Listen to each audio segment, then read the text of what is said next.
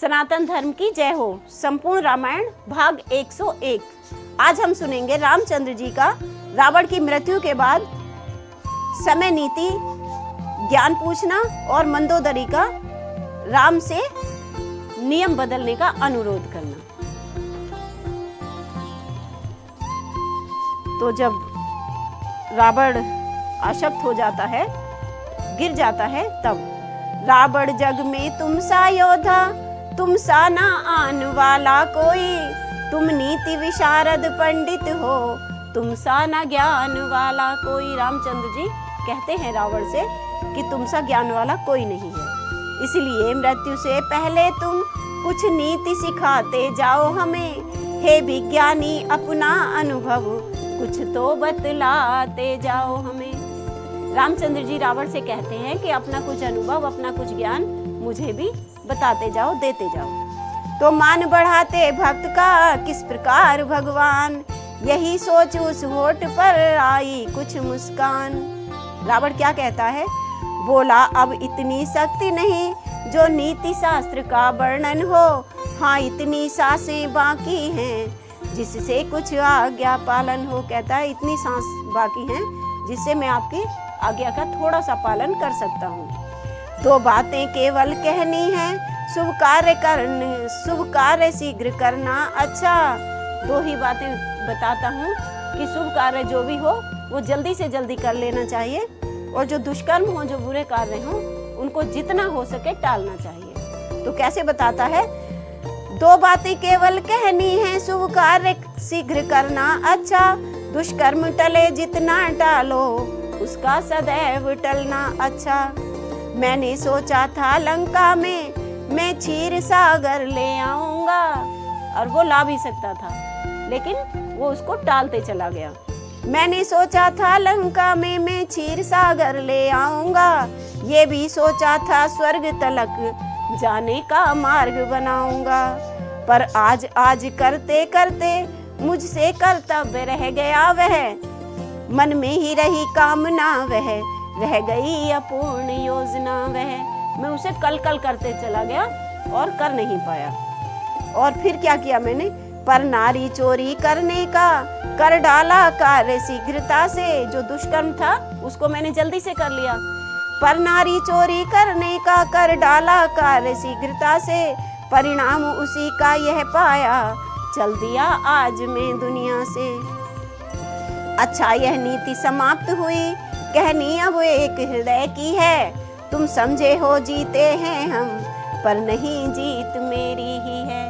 कहते हैं रामचंद्र जी से, रावण बोलता है कि आपको लगता है कि आपकी जीत हुई है, पर जीत मेरी ही है। कैसे? अपने जीते जी जाने ना दिया लंका में राम तुम्हारे को। मैंने अपने जीते जी आपको लंका में नहीं आने दिया। जा रहा तुम्हारे आगे ही देखा मैं धाम तुम्हारे को, और आपके सामने ही मैं आपके धाम को जा रहा हूँ, परम धाम को जा रहा हूँ। जा रहा तुम्हारे आगे ही देखा मैं धाम तुम्हारे को।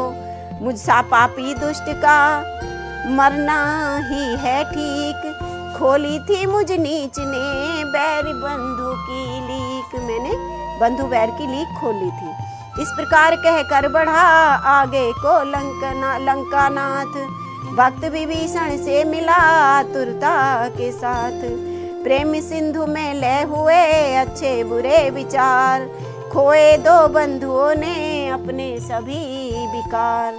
जितने भी बुरे एक दूसरे के लिए विचार थे वो सब खत्म हो गए। खोए दो बंधुओं ने अपने सभी विकार। तभी अचानक राम के कर से निकला बाण, अंतिम सिर भी काट कर खींचे उसके प्राण।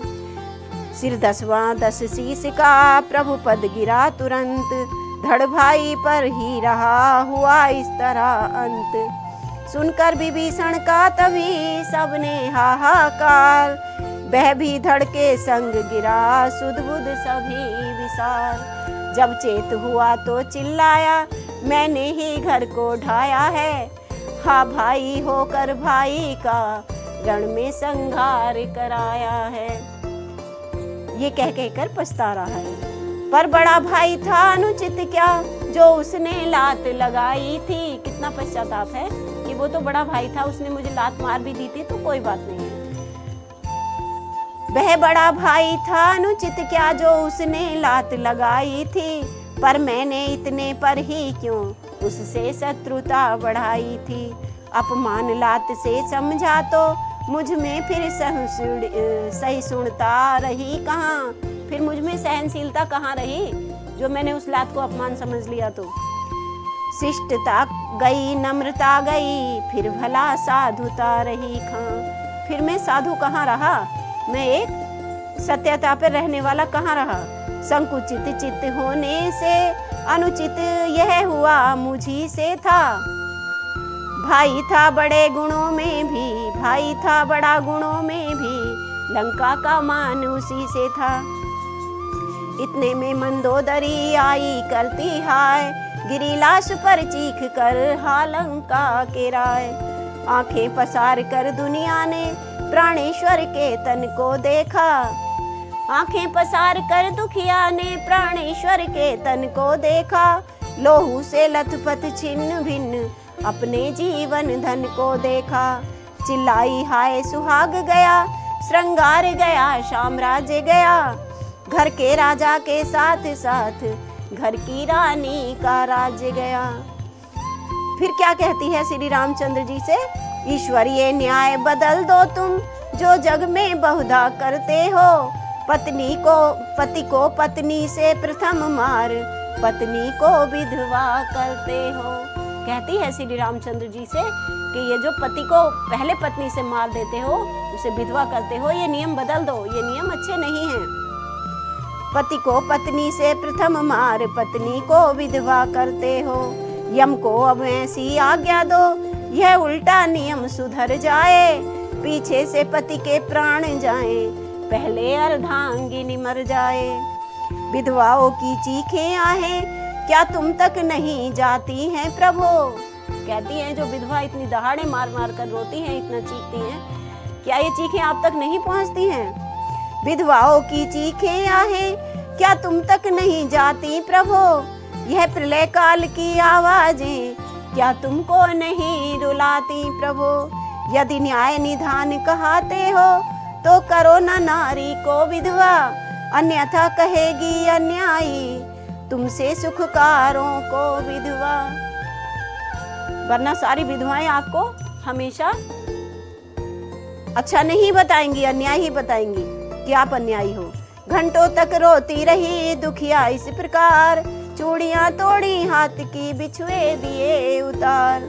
उस टूटे दिल के करुण शब्द कब कहने में आ सकते हैं, उस विकल हृदय के पछतावे किस भांति लिखे जा सकते हैं। वो चीखें वो आहें लिखने में तो आ ही नहीं सकती। बह जाए बह धारा बही आंसुओं की, रामादल भल भी आंसू में था। रामादल में भी जितने लोग थे उन सबकी आंखों में आंसू थे। बह धारा बही आंसुओं की, रामादल भी आंसू में था। बन जाए न सागर एक और, लंका के निकट यही भय था। प्रभु ने मंदोदरी की दशा निहारी दीन, उधर भक्त विभीषण को देखा बहुत मलिन। रह न सके आगे बढ़े दिया बहुत उपदेश, दबा वियोगी जनों में कुछ वियोग का क्लेश। पाकर आदेश विभीषण ने साधन सब भांति प्रकार किया, श्री राम नाम उच्चारण कर सागर तट सब संस्कार किया। ए दुनिया के जीवो देखो सभी इस घाट उतरते हैं, दुख है तो यह है रोजों को क्या क्या न पाप हम करते हैं। कहते हैं सबको इसी घाट उतरना है, सबको एक ना एक दिन मरना है, उसके बाद भी हम कितने पाप करते हैं, कितने द्वेष एक दूसरे से रखते हैं। जाता है संसार से और न कोई संग, आंखें हो तो देख लो दुनिया का ये रंग। और फिर क्या कहा है, फानी जहां में रोज बना करती है शक्लें, बनती है खुद ही मिटा करती है शक्लें। नित नए चेहरे आते हैं और चले जाते हैं। बच्ची कभी जवान कभी बूढ़ी बन गई, कितने ही रंग में खुद को रंगा करती है शक्लें, कितने ही रंग में खुद को रंगा करती है शक्लें। होता है गधा कोई, कोई होता शहंशाह, धोखा यही दिन रात दिया करती है शक्लें, धोखा यही दिन रात दिया करती है शक्लें। सोने को पलंग चाहिए, रहने को महल हो, कुछ दिन के लिए क्या क्या न किया करती हैं शक्लें। कुछ ही दिन तो रहना है यहाँ, फिर तो चले जाना है, लेकिन उसके लिए भी कितने इंतजाम करते हैं। अपने मकान को देख के फूली न समाती, औरों के घर को देख कर हंसा करती हैं शक्लें। कोई गरीब हो, किसी पे ज्यादा विपदा पड़ी हो, तो हंसने वाले सैकड़ों मिल जाएंगे। अपना ही अपना करके चली जाती है आखिर, क्या थी कहाँ गई ना कहा करती हैं शक्लें। फिर कोई बताने भी नहीं आता कि हम क्या थे और कहाँ चले गए। पर्दे में इसके कोई खिलाड़ी है राधे श्याम, बस डोर पर उसी की फिरा करती हैं शक्लें। हर आदमी को, हर मनुष्य को इन शक्लों को घुमाने वाला तो एक ही है, उसी के इशारे पर आना जाना लगा हुआ है। और जब ये लीला हो चुकी तब बोले रघुराज, लखन विभीषण राज को राज तिलक दो आज। जो आज्ञा कह कर चले अनुज भक्त के साथ, बना दिया शुभ समय में उसको लंका नाथ। भक्त विभीषण के जबी सजा शीस पर ताज, आपस में कहने लगा सारा असुर समाज। असुर समाज तो था, वो विभीषण को राजा पाकर खुश हो गया। और इसी के साथ अपनी कथा को आज हम यहीं विराम देते हैं।